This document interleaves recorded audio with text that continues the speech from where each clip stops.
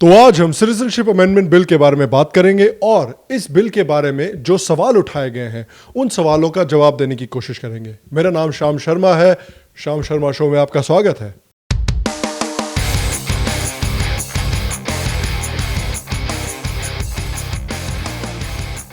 Hello और Shyam Sharma show के इस एपिसोड में आपका स्वागत है। आज मुझसे जुड़ने के लिए और आज ये शो देखने के लिए आपका बहुत बहुत धन्यवाद। तो अभी हाल में ही सिटीजनशिप अमेंडमेंट बिल लोकसभा में पास किया गया और अब ये राज्यसभा में जाएगा पास होने के लिए, और अगर वहां पे ये पास हो जाता है तब ये एक कानून बनेगा। तो ये सिटीजनशिप अमेंडमेंट बिल है क्या? ये बिल कहता है कि ये अफगानिस्तान, पाकिस्तान और बांग्लादेश के 6 अल्पसंख्यक गुटों को भारत में सिटीजनशिप लेने के योग्य बनाएगा। इस बिल के अंतर्गत जो मिनिमम रेजिडेंसी पीरियड है किसी को भारत का नागरिक बनने के लिए, वो 12 साल से घट के 7 साल हो जाएगा। तो काफी लोग जो हैं इस बिल के खिलाफ प्रोटेस्ट कर रहे हैं। काफी लोग इस बिल से काफी नाराज हैं। कांग्रेस और तृणमूल कांग्रेस तो जब इस बिल का डिबेट हो रहा था लोकसभा में, तब वो उठ के इस डिबेट से निकल गए, जो कि बड़ा दिलचस्प है मुझे, क्योंकि तृणमूल कांग्रेस और ममता बनर्जी जो हैं, ये बांग्लादेश से जो इलीगल मुसलमान इमिग्रेंट आ रहे हैं उनको नागरिकता देने के लिए काफी परेशान है, लेकिन जो गैर मुसलमान आ रहे हैं उनको ये नागरिकता नहीं देना चाहते। बहुत इंटरेस्टिंग है भैया। इसके ऊपर से असम में काफी विरोध हुआ है इस बिल का, और ये बिल न्यूज में काफी आ रहा है। लोग काफी सवाल उठा रहे हैं इस बिल के बारे में। तो आज इन सवालों को देखते हैं और एक एक सवाल का जवाब देने की कोशिश करते हैं। पहला सवाल कि ये बिल जो है ये रिलीजन के नाम पे डिस्क्रिमिनेट करता है। तीसरी बड़ी प्रॉब्लम इस बिल में यह है दोस्तों कि ये रिलीजन के मामले में बहुत ही बायस्ड है। ये बिल बनाया गया है सिर्फ हिंदूज, क्रिश्चियंस, बुद्धिस्ट, जैन्स और पारसीज के लिए। देखिए, मेरे हिसाब से ऐसा नहीं है, क्योंकि पहली बात तो ये बिल साफ साफ कहता है कि ये अफगानिस्तान, पाकिस्तान और बांग्लादेश के 6 अल्पसंख्यक गुटों को भारत में सिटीजनशिप देने के योग्य बनाता है। हिंदू, जैन, सिख, बुद्धिस्ट, क्रिश्चियन और पारसी। लोग कह रहे हैं कि ये सिर्फ हिंदुओं के लिए बनाया गया है, लेकिन नहीं, इसमें 6 गुट आते हैं। ये बाकी के जो 5 समुदाय हैं इनको लोग भूल जा रहे हैं, पता नहीं क्यों। दूसरा सवाल ये है कि इस बिल में मुसलमानों को क्यों नहीं रखा गया है? मुसलमानों को ना रखना तो डिस्क्रिमिनेशन ही हुआ ना, और मेरे हिसाब से ये डिस्क्रिमिनेशन नहीं है, क्योंकि मुसलमानों ने अपना डिसीजन 1947 में ले लिया था। मुसलमानों ने 1947 में ये डिसाइड किया कि भाई हम इन कुफ्फार हिंदुओं के साथ रह नहीं सकते, हमें अपना अलग देश चाहिए, और इन्होंने भारत को काट के, भारत के टुकड़े करके अलग देश बनाया सिर्फ मुसलमानों के लिए। 1946 के प्रोविंशियल इलेक्शंस में मुस्लिम लीग 492 में से 429 सीटों पे जीती और 90% वोट मुस्लिम लीग की तरफ गए और सिर्फ 4% वोट कांग्रेस को गए, भारतीय मुसलमानों के। तो 90% से ऊपर मुसलमानों ने मुस्लिम लीग जैसी पार्टीज के लिए वोट किया, जबकि मुस्लिम लीग का सबसे बड़ा वादा यह था कि वो भारत को काट के एक अलग देश बनाएंगे सिर्फ मुसलमानों के लिए। ये जानने के बावजूद 90% से ऊपर मुसलमानों ने मुस्लिम लीग के लिए वोट किया। इसका ये मतलब हुआ कि भाई उन्होंने अपना डिसीजन ले लिया है। जिन मुसलमानों ने पार्टीशन के बाद भारत में रहने का डिसीजन लिया, उन्होंने ये डिसीजन लिया कि नहीं भाई, हम भारतीय हैं, हम भारत में खुश हैं अपने हिंदू भाइयों और बहनों के साथ, तो उनका भारत के ऊपर पूरा हक है। लेकिन वो मुसलमान जो पाकिस्तान गए, उन्होंने कहा कि भाई हम हिंदुओं के साथ रह नहीं सकते, अब उन्हें भारत में शरण लेने की क्या जरूरत है? लेकिन इन 3 देशों में जो अल्पसंख्यक हैं, जो बुरी तरह से भुगत रहे हैं, उनकी मदद भारत को करनी चाहिए, जो भारत इस बिल के माध्यम से करने की कोशिश कर रहा है। फिर सवाल कि असम के लोग इस बिल से बहुत नाराज हैं और असम के ऊपर काफी बोझ पड़ेगा इस बिल की वजह से। ये एक बिल्कुल जायज सवाल है और ये एक बिल्कुल जायज शंका है असम के लोगों को। असम बांग्लादेश से बॉर्डर शेयर करता है और पार्टीशन के बाद से, और खासकर 1971 के युद्ध के बाद से, असम में बांग्लादेश से काफी इलीगल इमिग्रेशन हुआ है, हिंदुओं और मुसलमानों दोनों का। इससे असम के ऊपर बहुत दबाव पड़ा है, असम की संस्कृति के ऊपर, असम की भाषा के ऊपर, असम के पॉपुलेशन के ऊपर और असम की इकोनॉमी के ऊपर। और असम के लोगों को यह डर है कि अगर इस तरह से इलीगल इमिग्रेशन असम में होता रहा तो असमीज अपने खुद के स्टेट में अल्पसंख्यक हो जाएंगे, जो कि एक बिल्कुल जायज डर है। असम का जो खूबसूरत कल्चर है, असम की जो खूबसूरत संस्कृति है, जो उन्होंने इतने सैकड़ों सालों से बचा कर मेंटेन करके रखी हुई है, उसको ये सही मायने में खतरा है। और इसलिए 1985 में असम अकॉर्ड साइन किया गया था असम के कल्चर को, असम की संस्कृति को बचा के रखने के लिए, जिसमें कि क्लॉज 6 है जो ये कहता है कि कॉन्स्टिट्यूशनल, लेजिस्लेटिव और एडमिनिस्ट्रेटिव सेफगार्ड दिए जाएंगे असम को, ताकि असम की सोशल, लिंग्विस्टिक आइडेंटिटी और हेरिटेज को बचा कर रखा जाए। लेकिन इस डर के जवाब में राजनाथ सिंह ने यह भी कहा है कि जो शरणार्थी भारत में आएंगे उनका पूरा बोझ असम और नॉर्थ ईस्ट के ऊपर नहीं पड़ेगा। राजनाथ सिंह ने यह कहा कि शरणार्थियों का जो बोझ है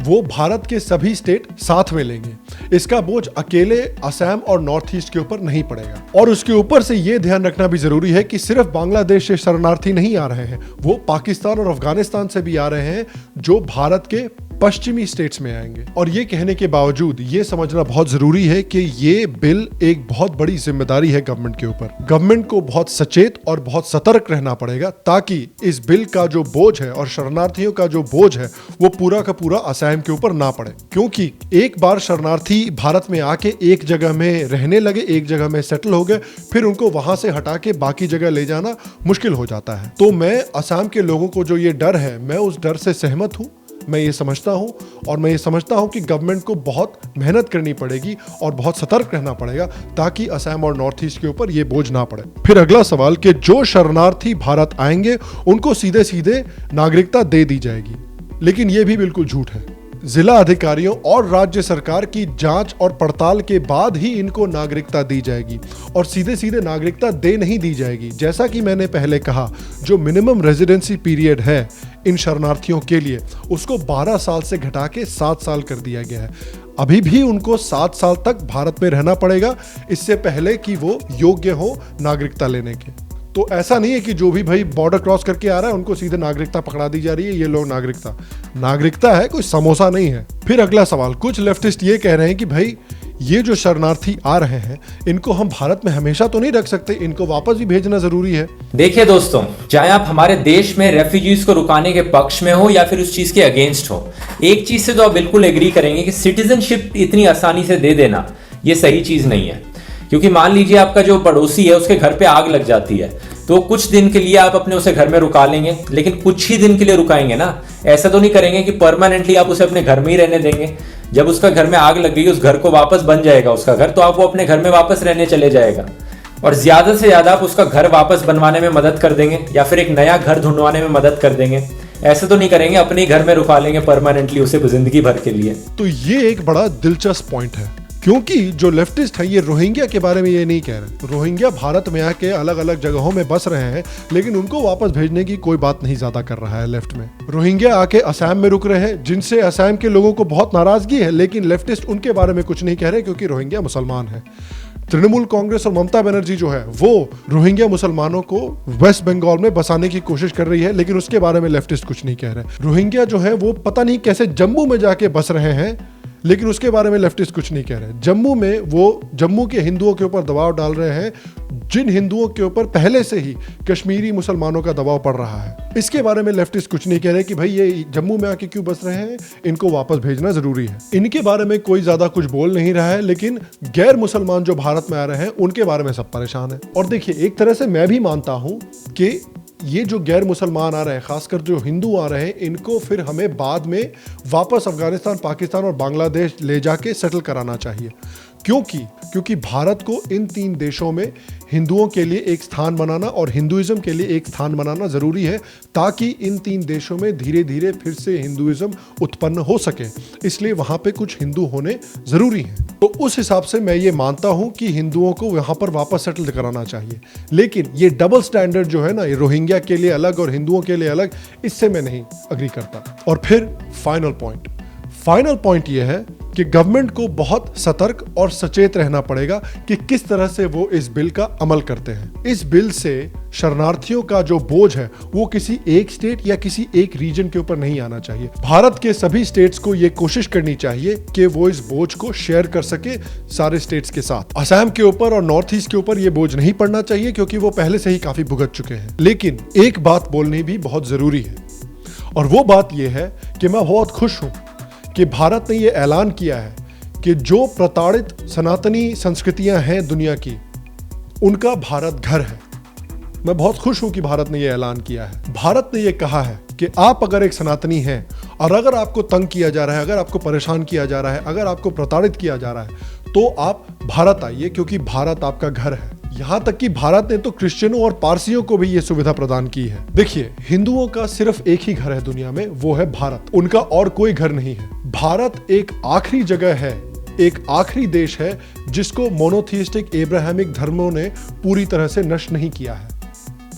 भारत प्राचीन संस्कृतियों का आखिरी घर बचा है दुनिया में। भारत को हमेशा यह ध्यान रखने की जरूरत है और भारत को हमेशा यह ऐलान करने की जरूरत है कि वो दुनिया की सभी सनातन संस्कृतियां, जैसे हिंदू, बुद्धिस्ट, जैन और सिख, इन सभी सनातन संस्कृतियों का घर है। जिस तरह से इजराइल ने यह डिक्लेयर किया है कि वो दुनिया के सभी यहूदियों का घर है, उस तरह से मैं खुश हूं कि भारत ने यह डिक्लेयर किया है कि वो दुनिया के सभी सनातनी संस्कृतियों का घर है। इसलिए मैं इस बिल को सपोर्ट करता हूं और इसलिए मैं लेफ्टिस्टों के डबल स्टैंडर्ड से अग्री नहीं करता। तो ये था आज का एपिसोड। मुझे आशा है कि आपको आज का ये एपिसोड पसंद आया हो और मुझे आशा है कि जो कुछ डाउट्स थे इस बिल के अंतर्गत, वो डाउट्स कुछ आपके क्लियर हुए हों। मैं आपसे पूछना चाहता हूं, क्या लगता है आपको इस बिल के बारे में और क्या ख्याल है आपको इस बिल के बारे में? आप प्लीज मुझे अपने ख्याल और अपने ओपिनियंस नीचे कमेंट सेक्शन में बताएं। अगर आपको आज का एपिसोड पसंद आया हो तो प्लीज एपिसोड को एक थम्स अप दे दें, एपिसोड को एक लाइक दे दें। इससे मेरी बहुत मदद होती है और इससे शो की बहुत मदद होती है। अगर आप इस शो को पसंद करते हैं और अगर आप इस शो को सपोर्ट करना चाहते हैं तो प्लीज नीचे पेट्रियन के लिंक पे क्लिक करके